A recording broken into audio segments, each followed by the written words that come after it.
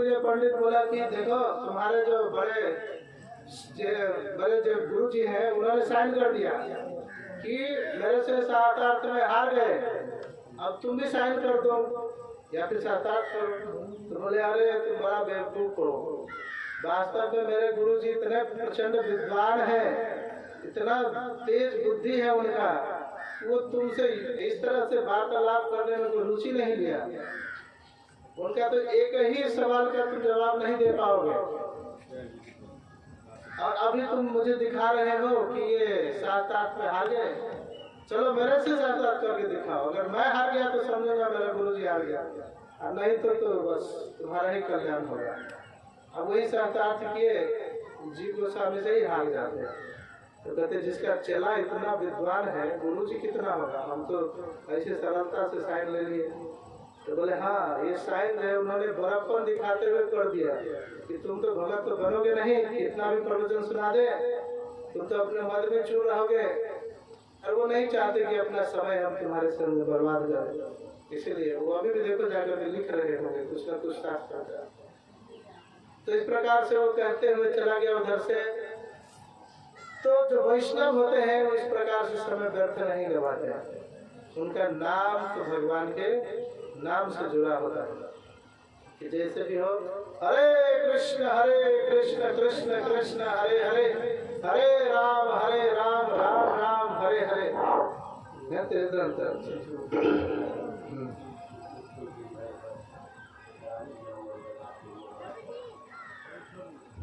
ठीक है, बाद में बताएं। लास्ट में कोई प्रश्न हो तो पूछिएगा, और प्रश्न पूछने के पीछे आशय भी होना चाहिए। ये विद्वत्ता प्रखर करने की कोई जरूरत नहीं है। जैसे बहुत सारे लोग प्रश्न करते रहते हैं कि रावण का जो है पिताजी का क्या नाम है, तो जरूरत नहीं। पिताजी का नाम जाने क्या करोगे, रावण ने क्या संदेश दिया लास्ट वो समझ लो। फिर बोलेंगे राम जी का जो है शुरुआत कहाँ से हुआ, वो जान के क्या करोगे, राम जी का चरित्र जान लो, यही बहुत अच्छी बात है। इस प्रकार से आगे रुद्र जी जो है सो बहुत कुछ बताते हुए फिर कथा आता है ध्रुव महाराज का कि आगे बताइए दूसरा जो पुत्र है, दक्ष की कथा तो हो गई, आगे आप बताइए कि ध्रुव महाराज का जो है चरित्र बताइए, थोड़ा सा अब वैष्णवों का चरित्र बताइए, वैष्णवों का गुणगान कीजिए, जिससे कि हमारा जो है मन भगवान के चरण में लग जाए कि कैसे जो है उन्होंने भक्ति किया और कैसे अपना मन भगवान के चरणों में लगाया। ऐसा जो है मेरा भी मन भगवान के चरणों में लग जाए। तो इस प्रकार से जो है सो आगे प्रश्न करते हैं। और फिर ऋषि उवाच, ऋषि कहते हैं अन्वन्तिं ते भगवन् विचेष्टतम् यदात्मना चरसि हि कर्मणा जयसे विभूतये यत उपसे गुरीश्वरी न मन्यते स्वयमनुवर्तितिं भवान्। ऋषियों ने प्रार्थना की, हे भगवान आपके कार्य अत्यंत अद्भुत हैं, और यद्यपि आप सब कुछ अपनी विभिन्न शक्तियों से करते हैं, किंतु आप उनसे जरा भी लिप्त नहीं होते। यहाँ तक कि आप संपत्ति की देवी लक्ष्मी से भी लिप्त नहीं होते, जिनकी पूजा ब्रह्मा जैसे बड़े बड़े देवताओं द्वारा उनकी कृपा प्राप्त करने के उद्देश्य से की जाती है। भगवान वो कहते हैं कि आपका तो लक्ष्मी जी आपके पास रहते हैं, लेकिन आपका मन उससे भी विचलित नहीं होता। प्रभु इस भौतिक संसार के जितने भी जीव हैं सब लक्ष्मी के चक्कर में जो है सो घूम जाते हैं, लेकिन लक्ष्मी आपके पास रहती है, फिर भी आपका मन जो है अपने भक्तों के प्रति ही जाता है, भक्तों के पास जाता है। तो भगवान कहते हैं अहम ब्रह्मा च सर्वस्य च जगतः कारणं परम आत्मेश्वरः उपदृष्टा स्वयं दृष्टगत विशेषणः। ब्रह्म शिव तथा मैं इस दृश्य जगत के परम कारण है। मैं परमात्मा स्वतः निर्भर साक्षी हूँ, किंतु निर्गुण रूप में ब्रह्मा शिव तथा मुझ में कोई अंतर नहीं है। हे दक्ष द्विज, मैं आदि भगवान हूँ, किंतु इस दृश्य जगत का सृजन पालन तथा संहार करने हेतु मैं अपनी भौतिक शक्ति के माध्यम से कार्य करता हूँ और कार्य की भिन्न कोटियों के अनुसार मेरे भिन्न भिन्न नाम हैं। तो भगवान के बहुत सारे नाम हैं, उनके कार्यों के आधार पर। सबसे पहले जो है सो भगवान श्री कृष्ण, सभी लोग जानते हैं कि नारायण जो है, विष्णु जो है, सभी कारणों के कारण है। लेकिन नारायण भगवान विष्णु भी तीन है, गर्भदक्षाय विष्णु, कारणदक्षाय विष्णु, क्षीरोदक्षाय विष्णु। इसमें जो गर्भदक्षाय विष्णु है, कारणदक्षाय विष्णु, ये वास्तव में महाविष्णु है, जो कि अनंत कोटि ब्रह्मांड को अपने रोम छिद्रों से और श्वास से सारे ब्रह्मांड को प्रकट करते हैं। और सभी ब्रह्मांड में जो है गर्भदक्षाय विष्णु प्रवेश करते हैं और अपने नाभि कमल पर जो है सो ब्रह्मा जी की उत्पत्ति करते हैं। और जब ब्रह्मा जी सब कुछ बना देते हैं, लेकिन फिर भी जब नहीं चलता है, आत्मा, लोग कहते हैं आत्मा निकल जाता है तो शरीर नाश हो जाता है। लेकिन आत्मा भी निकल जाए, आत्मा भी रहे, लेकिन परमात्मा जब तक अंदर प्रविष्ट नहीं करेंगे भगवान, तब तक ये भौतिक संसार का कोई भी वस्तु हिलेगा नहीं लगेगा। आत्मा है फिर भी नहीं हिलेगा। तो ब्रह्मदेव ने सब कुछ बना दिया, आत्मा भी रख दिया, लेकिन उधर परमात्मा रूप में भगवान विष्णु जब प्रविष्ट नहीं किए, तब तक जो है सो भौतिक संसार का हिला डुला हुआ। तो भगवान का जो है सो अभी इन तीन रूप में जो है सो आगे बढ़ते हैं। यहाँ कर रहे हैं, यथा पुमन् स्वांगे सुशिरा पानयादिषु क्वचित् परवाक्य बुद्धिं कुरुते एवं भूतेषु मत्परः। सामान्य बुद्धि वाला व्यक्ति सिर तथा शरीर के अन्य भागों को पृथक पृथक नहीं मानता। इसी प्रकार मेरे भक्त सर्वव्यापी भगवान श्री विष्णु तथा किसी वस्तु या किसी जीवात्मा में अंतर नहीं मानते। तो सभी कुछ तो भगवान का ही है। इसलिए कह रहे हैं कि कोई कहता है कि सर का बड़ा महत्व है और पैर का महत्व नहीं है। तो यहाँ भगवान कह रहे हैं कि जो मेरा भक्त होगा वो सर और पैर में कोई अंतर नहीं मानता। क्यों नहीं मानता? क्योंकि वो जानता है सर अगर बुद्धि है तो उस बुद्धि को चलाने के लिए इस शरीर के और भी अंग का जरूरत है। अगर पेट वैश्य न हो, बुद्धि ब्राह्मण का जो बोला जाता है, तो कहते हैं अगर ब्राह्मण को खाना बनाने के लिए अन्न, अनाज, धन ये जो है वैश्य नहीं देगा तो उसका बुद्धि क्या काम करेगा? कोई काम करेगा? तो जितना जरूरी सर है उतना ही जरूरी पेट भी है और उतना ही जरूरी पैर भी है। गंदगी फैलाएगा, घर का सफाई नहीं करेगा तो फिर और अच्छा नहीं, बीमारी से वैसे मर जाएगा। क्षत्रिय बाजू है तो कहते ये भी अपना कार्य नहीं करेगा तो फिर ब्राह्मण सर का क्या काम? तो इसीलिए जो वैष्णव होते हैं सबको वैल्यू, सबको महत्व देते हैं। इसमें कोई फर्क ये नहीं करते कि ये सबसे महत्वपूर्ण है, ये महत्वपूर्ण नहीं। अपने स्थान पे सभी लोग श्रेष्ठ हैं। त्रयनामेक भावनाम यो न पश्यति वैभिराम सर्वभूतात्मनां ब्रह्मणः शान्तिमधिगच्छति।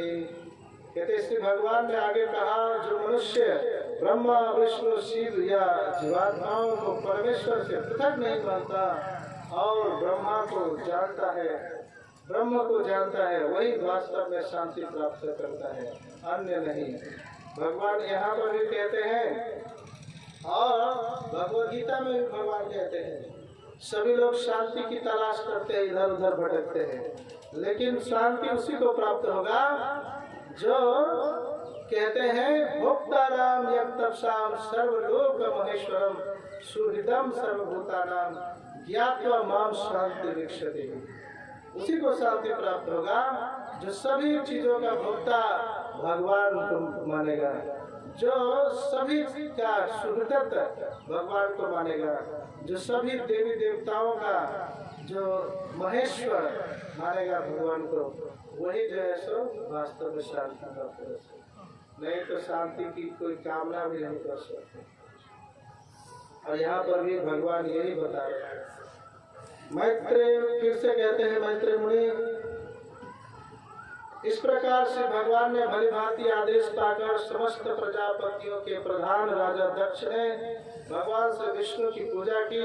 यज्ञोत्सव के लिए स्वीकृत विधि से उनकी पूजा करने के बाद राजा दक्ष ने ब्रह्मा तथा शिव की भी अलग अलग पूजा की।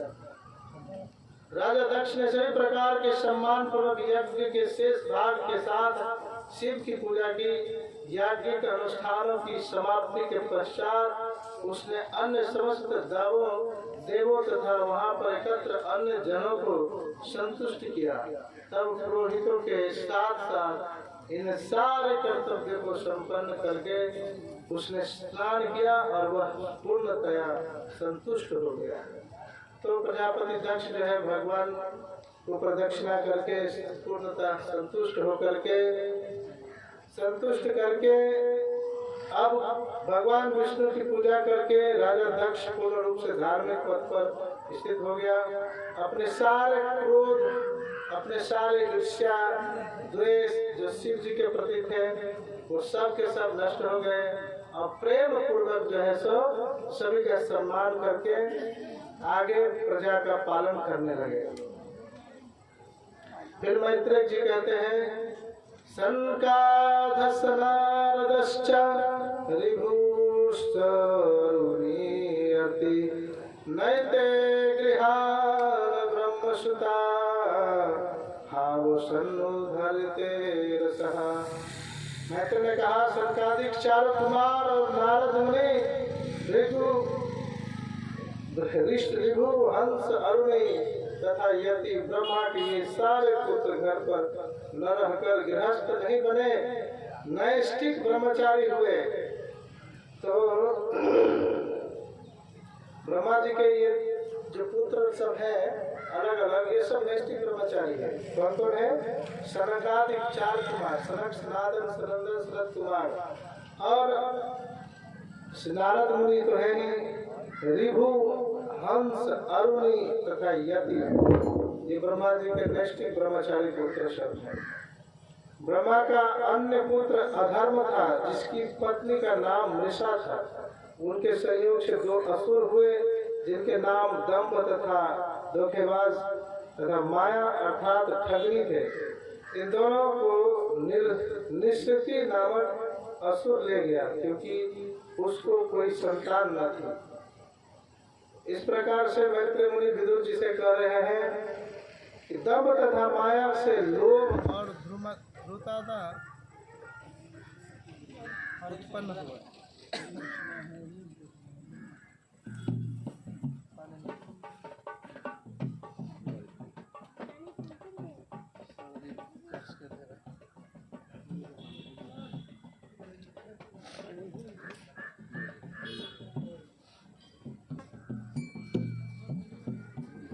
कृष्णा हरे कृष्णा कृष्णा कृष्णा हरे हरे हरे राम राम राम हरे हरे।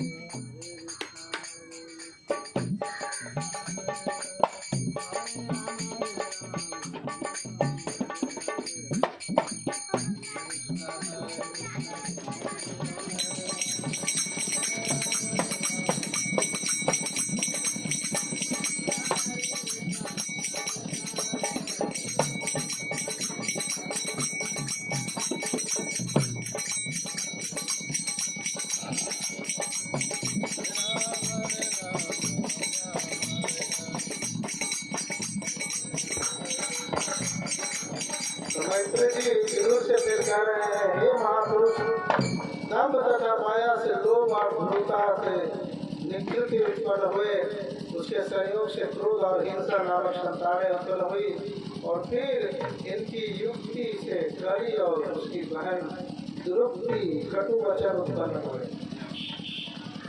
दुरुक्तौ कलिराधत्त भयं मृत्युं च सत्तमः तयोश्च मिथुनं यज्ञे यत्नादुष्टता। और कली तथा दुरुक्ति कटु वचन से मृत्यु तथा भौतिक नामक संतानें उत्पन्न हुई, भीति नामक संतानें उत्पन्न हुई। फिर मृत्यु और भीति के संयोग से यातना और निरय नरक उत्पन्न हुआ। इस प्रकार से भगवान के विषय में बहुत कुछ बताते हुए विदुर जी और भी आगे संक्षेप में बता रहे हैं। प्रलय का कारण वर्णन किया है। जो इस वर्णन को 3 बार सुनता है उसे पुण्य लाभ होता है और उसके आत्मा का पापमय कल्मश धुल जाता है।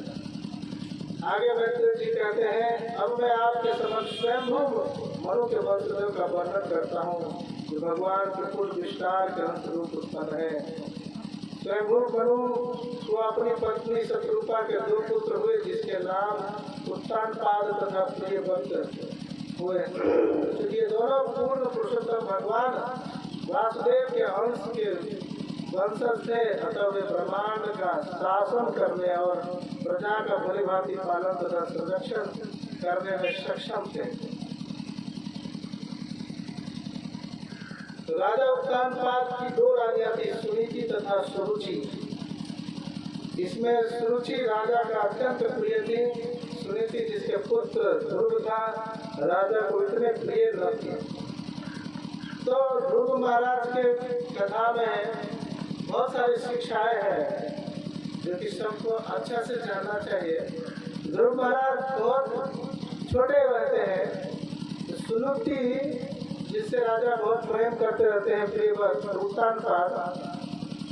तो उत्तानपाद एक दिन जो है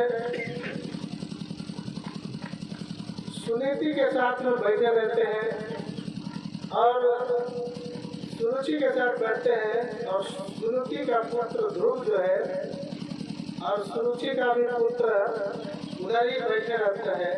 दोनों खेलते रहते हैं। खेलते खेलते जो सुरुचि है वो बहुत ही राजा को प्रिय रहती है, तो गद्दी पर ही बैठी रहती है। तो उसका पुत्र जब जाता है तो वो गले से लगा देते हैं उठा करके, लेकिन जैसे ही ध्रुव जाते हैं तो उसको तुरंत हाथ पकड़ के नीचे गिर देते हैं और कहते हैं कि अरे ध्रुव, अगर तुम्हें इस गद्दी पर बैठना है तो तुम्हें मेरा पुत्र बन करके जन्म लेना पड़ेगा, और जब तक तुम मेरा पुत्र बन के नहीं लोगे तो तुम्हें इस गद्दी पर बैठने का अधिकार नहीं। और बड़ा ही भला बुरा कहते हैं। अभी 5 साल का बच्चा छोटा सा, इन्हें क्या समझ में आया क्या नहीं, रोते हुए जो है सो अपने माँ सुनीति के पास गए और सुनीति को जो है सो कहने लगे कि मुझे अपने पिता से भी बड़ा राज्य चाहिए, कैसे जाना पड़ेगा। तो कहते हैं कि मेरी दूसरी माता ने बोला है कि अगर इस गद्दी पर बैठना है, मेरे कुंभ से जन्म लेना है, तो तुम्हें भगवान विष्णु की भक्ति करनी पड़ेगी। तो सुनीति भी बहुत ही प्रेम से कहती, हाँ बेटा, ये तो सत्य ही बताई है कि तुम्हें भगवान विष्णु की भक्ति करने से ही तुम्हें पुनः जो है सो उस नदी पर बैठ सकते हो। तो उन्होंने बोला कि कहाँ पे भगवान मिलेंगे। रात में जैसे जैसे बता दी जंगल में मिलेंगे, चुप करने के लिए बच्चा को। अब ध्रुव महाराज रात के 12 बजे जो है सो वो निकल गए घर से और चले गए जंगल में। जंगल में जाते जाते जाते जाते नारद मुनि जब आकाश मार्ग से जा रहे थे तो देखते हैं ध्रुव कहाँ जा रहा है। तो ध्रुव को देखा कि वो तो एकदम जंगल में, घनघोर जंगल में वो भी जा रहे हैं। और घनघोर जंगल में जाते जाते रास्ते में तो बहुत सारे सांप मिलेंगे, जानवर मिलेंगे, सिंह सियाल वगैरह मिलेंगे। इतना कोमल 5 साल का बच्चा, अगर 10 साल तक तो घर से बाहर नहीं निकल देते, 5 साल का बच्चा कहाँ जंगल में सुरक्षित रहेगा। ये समझ करके जो है नीचे आए नारद जी और बोले कि अरे ध्रुव कहाँ जा रहे हो? तो बोले कि मेरे घर में ऐसी ऐसी घटनाएं घटी है और किसी ने बोला मुझे कि भगवान विष्णु की भक्ति करोगे तो तुम्हें इस राज्य मिल सकता है। मुझे अपने पिता से भी बड़ा राज्य चाहिए, तो आप मुझे भगवान विष्णु के पास जाने का रास्ता बता सकते हैं तो बताइए। आप तो सबके ऋषिगण हैं, ऋषि मुनि हैं, आप सबके हितैषी हैं, मुझे भी ज्ञान प्रदान कीजिए। तो नारद जी सोचे कि इसका प्रतिज्ञा दृढ़ है कि नहीं, तो जान तो ले, पढ़ तो ले। तो उन्होंने बोला कि देखो देखो अभी तो बहुत छोटे बच्चे हो, खेलने की उम्र है, खेलो कूदो, ये क्या भगवान के चक्कर में पड़ गए? तो जाओ जाओ जाओ अभी घर लौट जाओ। तो बोले आप बताते हो कि नहीं बताते हो? नहीं बताते हो तो हम आगे बढ़ेंगे, अगर बताना है तो बताओ, मेरा समय बर्बाद मत करो।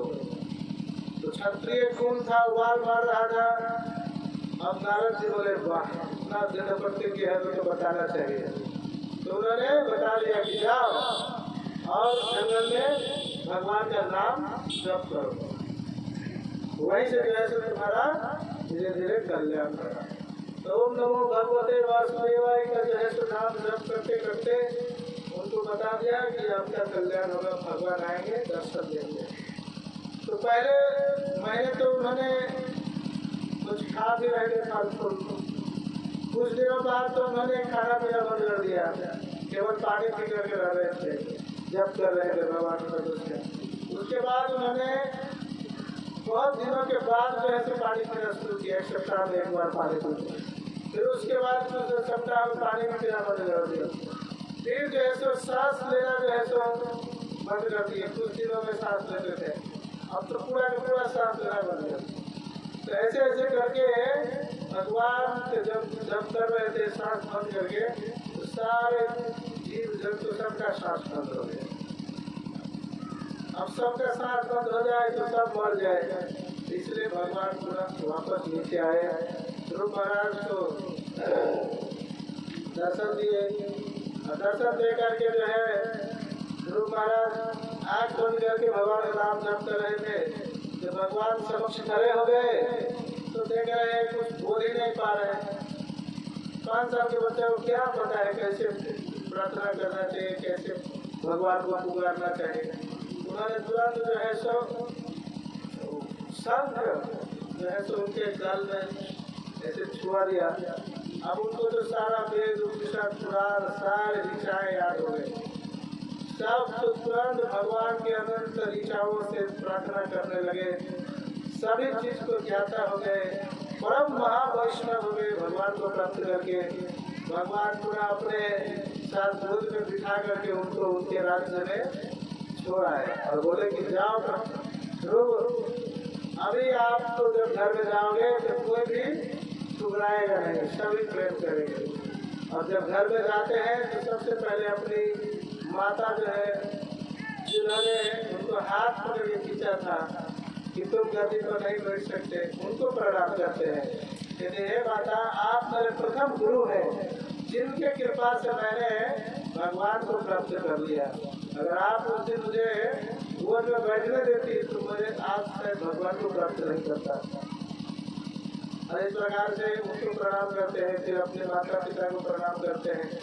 और फिर वो कहते हैं मेरे भाई को ही दे दो राज, मुझे नहीं चाहिए, और वो भजन करने के लिए जाते हैं। तो जब भगवान प्रकट हुए थे उस समय कहते हैं कि हे ध्रुव, अपनी क्या इच्छा था वो मान लो।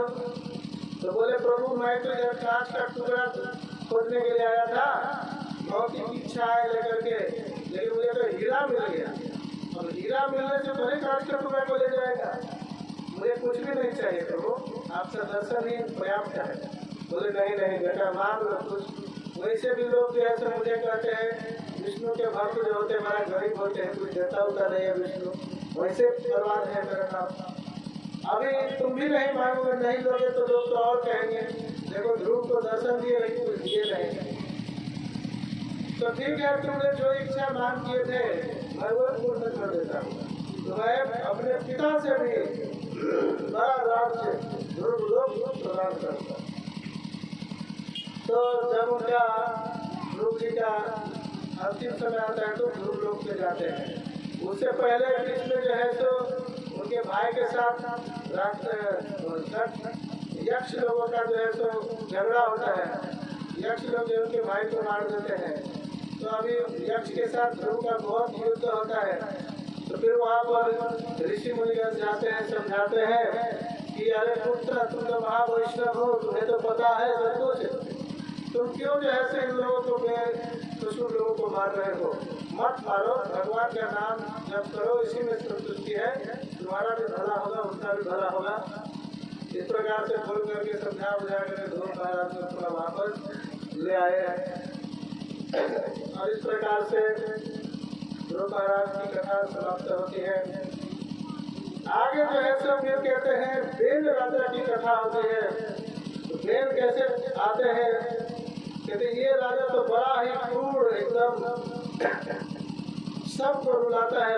ऋषि मुनि सबका जो है सब बहुत ही यज्ञ वगैरह बंद कर देता है, तपस्या करना बंद कर देता है। तो एक बार ऋषि जो है राज्य में जाकर उनको श्राप दे देते हैं और उसी पर मार देते हैं। श्राप देकर के वहीं पर मर जाता है। तो जब राजा बेल मर जाता है तब सारा राज्य कोई चलाने वाला नहीं है, तो चोर उचक्के तो बढ़ जाएंगे। और वैसे भी बेल जैसा चोर उचक्के को बढ़ावा देते थे और ऋषि मुनिगण को जो है तो यज्ञ करने नहीं देते थे।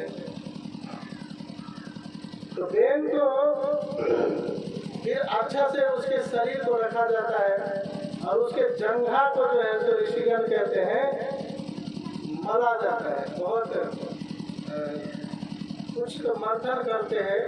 फिर वहां से जो है मंथन करने के बाद राजा पृथु का जन्म होता है।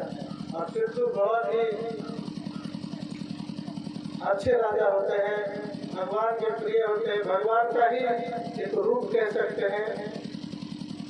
उनका जन्म होता है और वो कहते हैं बुजुर्ग कुबेर ने महान राजा पृथु को सुनहरा सिंहासन भेंट किया। वरुण देव ने एक छत्र प्रदान किया जिससे निरंतर जल की फुहारें निकल रही थी और जो चंद्रमा के समान प्रकाशमान थी। वायु ने केसों से बने दो चामर धर्म के व्यास तथा बढ़ाने वाला पुष्पहार स्वर्ग के राजा इंद्र के मूल्यवान मुकुट तथा यमराज के विश्व पर शासन करने हेतु तो एक राजदंड प्रदान किया। तो राजा पृथ्वी को सारे देवी देवता लोगों ने कुछ न कुछ प्रदान किए। ब्रह्मा ने राजा पृथ्वी को आत्मज्ञान से निर्मित कवच भेंट किया।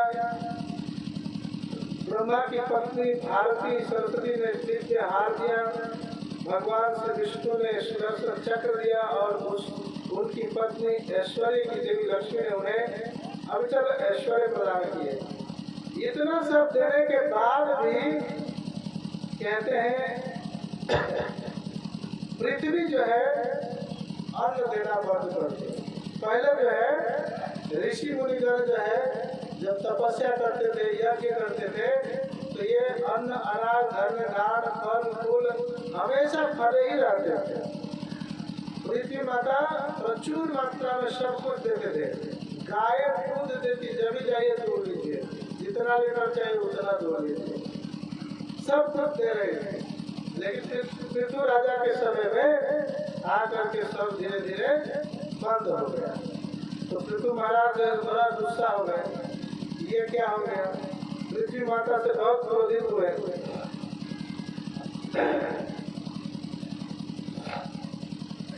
अब पृथ्वी माता जो कुपित हो गए पृथ्वी माता से, तो पृथ्वी माता तो बोले कि आपने एक ऐसा क्यों किया। तो पृथु महाराज जो है पृथ्वी माता को जब बड़े ही क्रोधित होकर के डांट रहे थे, तो बाद में माता पृथ्वी ने गाय का रूप धारण किया और बोला कि हे पृथ्वी महाराज, आपको जो जो चीजें चाहिए आप इससे दोहन कर लीजिए। अन्न अनाज जितने भी आप देख रहे हैं अनाज वगैरह सब दाना सब बोने वाला मिल रहा है वो पृथ्वी महाराज का दिया हुआ है। तो पृथ्वी महाराज सभी चीजों से सभी का बीज गाय से दोहन करके ले लिए पृथ्वी माता से, ताकि उसको धरती में थोड़ा मेहनत करके बीज बोया जाए और उससे जो बीज बो करके निकलेगा उसको फिर धन धान्य के रूप में लोग खा सकते हैं। तो ये इसलिए हुआ क्योंकि उस समय तक जो है सो बहुत सारे छोड़ करके हो गए थे, काम काज करते नहीं थे, अनाज जैसे मिला हुआ था, यज्ञ तपस्या नहीं करते थे, तो धरती माता ने धीरे धीरे बंद कर दिया। और इस समय भी एक चीज देखा जाता है कि आप बिना जब तक खाद नहीं दोगे तब तक खेत में अच्छा अन्न नहीं होगा। इसके पीछे भी कारण यही है, धरती माता कुपित हो चुकी है क्योंकि सारे जीव जो है उनके पुत्र पुत्रियों को मारता है। बकरा बकरी और जितने भी कबूतर है, चाहे जितने भी आप मांसाहार करते हो, वो मुर्गा मुर्गी खाते हो, अंडे खाते हो, मछली खाते हो, ये एक तरह से तो पृथ्वी माता के ही पुत्र है, संतान है। इनका भी पृथ्वी पर उतना ही अधिकार है जितना आपका है। लेकिन जब उनको मारते हैं तो पृथ्वी माता कुपित हो जाती है और वो अन्न अनाज धन्य धान्य देना बंद कर देती है। तो आपको थोड़ा सा और क्या मिल जाता है, खाद बीज बोल करके और उपजा लेते हो, तो कहते ठीक है उपजाओ, बीज उठाओ और उम्र तुम्हारा घट जाएगा और जल्दी मरोगे। पहले 100 वर्ष से ज्यादा जीते थे लोग, कई खादों से जो गाय का गोबर पर्याप्त है, लेकिन आप तो गाय भी तो वही खा रही है, इसीलिए गाय भी ज्यादा देर जीती रहे। पहले 20-50